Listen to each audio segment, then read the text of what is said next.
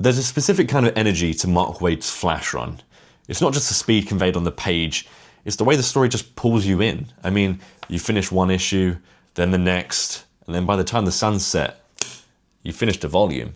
Now, I grew up on the Justice League animated shows, and even better than those, Young Justice, and those shows easily made Wally West my favourite character.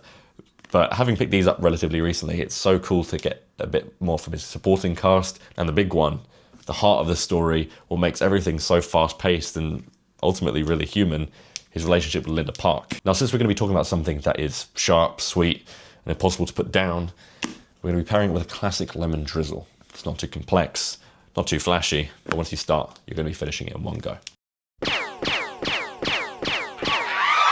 If you're following along at home, the recipe and the ingredients will be down in the description. You also need a loaf tin.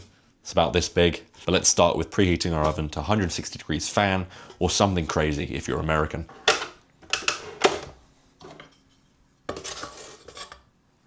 I'd say that's pretty well creamed. The first step of making a great lemon drizzle is creaming together your butter and your sugar. You get that consistency wrong, the butter's too cold, it won't bond, and you'll feel the ramifications of that later. Well, I mean, at the beginning of Waid's run, he was like that. He was really guarded. He didn't meld well into the current DC universe. And he was at a point where he thought that if he became faster than Barry, in surpassing him, he would erase Barry and just fully eclipse him and replace his legacy. And unfortunately, that does lead to the fact that Wally is made aware more often than I'd probably like that he is no Barry Allen. His first interaction with Hal Jordan Green Lantern since taking over the Flash, it's almost like he's being told to go and sit at the kids' table. But it's through his own actions, where he doesn't make comparisons to Barry. He's his own person. He wins over people like Hal Jordan just by being Wally West. And I mean, we've all had that, right, where your comparison of someone else just really drags down your own opinion of your own work. I mean, in December, I started learning to draw for the first time. It's something I've always wanted to be able to do, but I just never put the time in. And I found Daniel Warren Johnson's YouTube channel, got his art book. I love him. He is probably my favorite artist at the moment, and I would love if I could draw exactly like him. And obviously I can't. I'm 3 months in and he's at the top of his game, but it's still just really demotivating to kind of, be drawing along to his live streams and then being like, oh, this looks awful, and he's drawn a masterpiece. But luckily, like Wally, I've got a girlfriend who will tell me that where I'm at right now is okay, and if I keep putting in the work, I'll make something that's nowhere near as good as this. Oh my God. Murder Falcon. Now at this stage, we're going to want to add our eggs, our flour, and the zest of our 2 lemons. And the zest is really important. It's what gives the cake its bite of this story that is Linda Park. What I love about Linda is that she's not just this love interest tick box. She is a 3-dimensional character with career motivations, personal desires, and this strong backbone. She's not just there to be saved by Wally, she's there to keep Wally accountable. But Wally still struggles with this relationship with her, and I mean, I relate to that great, where he's got this perfect partner, that even though he knows what he wants to say, just when it comes to it, sometimes he just emotionally trips over his own feet, mainly because he's running at 1,000,000 miles per hour, even when he looks like he's standing still. And I guess because he has someone that is so strong-willed and definitely smarter than him, that he feels like he needs to hide a lot of things from her. Not because he's a liar, just out of maybe embarrassment, and he feels like he needs to hold these burdens himself. But Linda sees through his lies.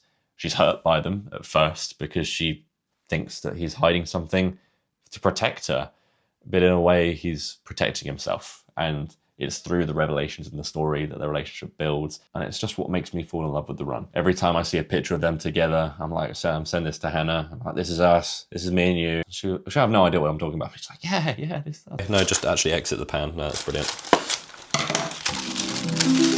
I don't like to give specific time recommendations for baking because every oven is different. I'd say put it in for 35 minutes, check every 5, just stick a skewer through the top. If there's stuff on the skewer, just needs another 5 minutes. If it comes out clean, you're good. But whilst we have some time, we can talk about the real heavy hitters, like the stories of the return of Barry Allen, Terminal Velocity, and being such a connoisseur of high-class media. Like, one of my favorite movies is The Last Hour of the Dark of the Moon, the best Transformers movie. So my favorite of all the arcs in this run is Dead Heat.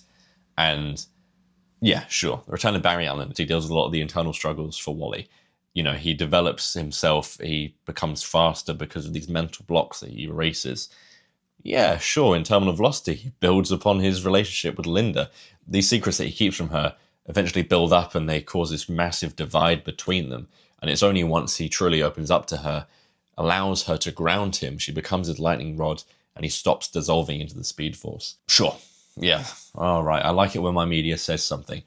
But, like the last hour of The Dark of the Moon, when there's just some big fights going on and you're just completely visually stimulated, an hour will go by pretty quickly. But if you are looking to get into these stories, I would say The Return of Barry Allen or Terminal Velocity or even Waid's first issue, a fantastic starting place for anyone. I mean, it has a Jay Garrick story, a Barry Allen story, a Wally West story, all centered around the same villain, and it's just really cool.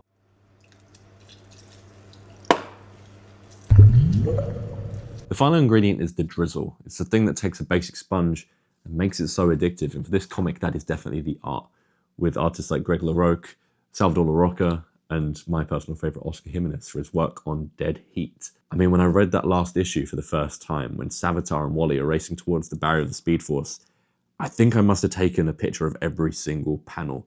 It is just beautiful. The speed that you feel, the power, the strength, the electricity just vibrating off the page is brilliant. But the art in this book, when it is good, it is fantastic. And I absolutely love it. It's just a shame that Dead Heat is followed up by Max Fox's arc, because I don't like what it does with Linda, but that's okay.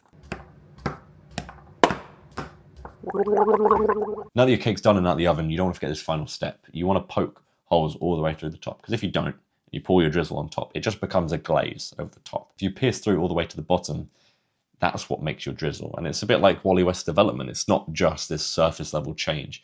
It is deep and changes his character forever. Without this change, it would be quite ordinary. And that drizzle really brings it together and just makes it legendary.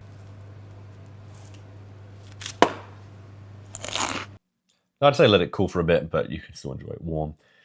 This is just so good. There's a really nice balance of sweet flavors, sharpness. And I mean, I was kind of joking in a way when I said I was pairing this with the comic, but it does suit it quite well. I do really recommend picking up these books if you have the chance. I'm going to get the third one soon. I just think they're amazing. I mean, read them online. If you've got the DC app, I would never recommend a free website. You could always try it before making the commitment for these ones. But whilst you're at it, you might as well bake a cake too. Makes finishing it even sweeter. Thank you for joining me in the kitchen. I'll see you soon. I want to make some brownies, so I've got to try and find someone that will link up.